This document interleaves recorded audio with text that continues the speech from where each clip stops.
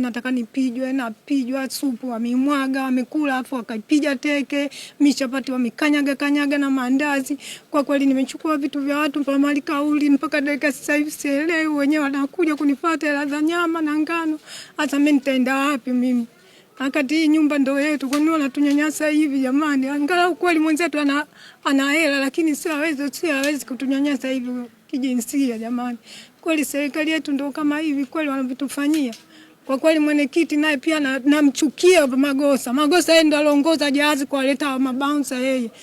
Kweli mshenzi kweli kwa sababu yeye anapo kwa kulala anatufanyia hivi kwa sababu ya nini? Kwa sababu haiwezekani watu mabouncer waje kabla yeye hajafika. Lazima aje kuleta taarifa hapa. Kwa nini afanye hivyo kama yeye binadamu? Anatufanyia hivi yeye. Kwa nini yeye amjue anatuonesha hii hapa karatasi. Kumbe karatasi la siku nyingi kabisa ndo anatufanyia hivyo Magosa mwenyekiti. Kwa kweli anatusumbua kweli, yani hatumpendi kweli, yani kapewa usifa yani.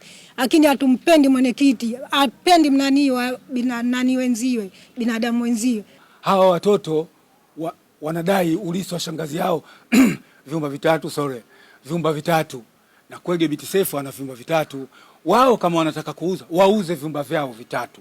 Sio wauze nyumba nzima. Kwa hiyo nyumba haijauzwa kihalali, hatukubali. Tukaenda Mahakama Kuu. Mahakama Kuu muda mchache tukaletewa summons hapa tuondoke katika nyumba ndani ya siku 14. Tukajaribu kuiblock ile, tukafanikiwa kule Mahakama Kuu, tukapata oda ya kusimamisha ile oda ya mahakama hii ndogo. Hawakuja kuvunja wala kutuharasi. Kesi izungumzwe Mahakama Kuu. Tukaitwa Mahakama Kuu, Joseph Ambrose akawa haji hapo katikati ikawa na vurugu ile kesi yani hatuielewi na kwenda hivi maana tukasikia Joseph Ambrose amefariki. Akawa kimya. Mama yetu naye akafariki. Mimi nikateuliwa kama msimamizi wa mirasi. Na nikaikuta hiyo kesi. Akajitokeza mtu mmoja anaitwa Edward Mushi. Anasema yeye ameuziwa nyumba na Joseph Ambrose kabla hajafa. Wameuziana vipi hatujui. Amefanyaje hatujui. Yeye amekuja na hati, kesha tengeneza hati, anasema hii nyumba yangu nimenunua. Akatupeleka baraza la kata hapo Biafra. Akatuita familia yote watoto wa Biti Sefu tukaenda.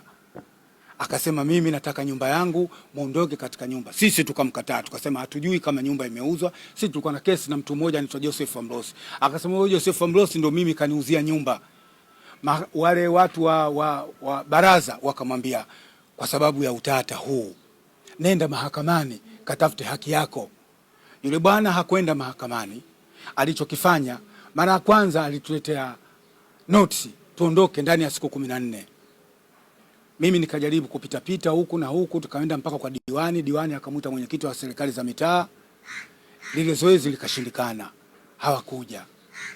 Wamekaa mpaka juzi wametuletea tena summons nyingine.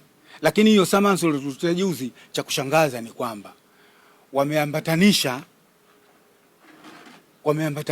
na ile notice iliyotolewa 2011. Ile notice iliyotolewa 2011 wakati Joseph Ambrose anashindana na mama mahakamani.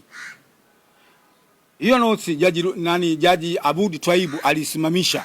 Lakini wao ndio wameitumia kuiweka katika notice ya sasa hivi ya 2026. Nimesikia uchungu jana, nimewakuta hapa wanafanywa fujo, mabouncer wanapiga mateke ile masufuria ya supu, wanakunywa, machapati yale wanakula, watu wanalia, wanapigwa na sukumwa kama mbwa nje.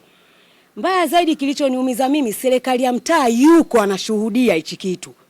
Yaani yeye amesimama anashuhudia na anachekelea, anaitwa Magoso, mwingine Sadiki. Hivyo ukiwa kama serikali ya mtaa unafurahiaje mwananchi wako ananyanyasika kama hivyo, anateseka kama hivyo? Unafurahiaje kama serikali ya mtaa?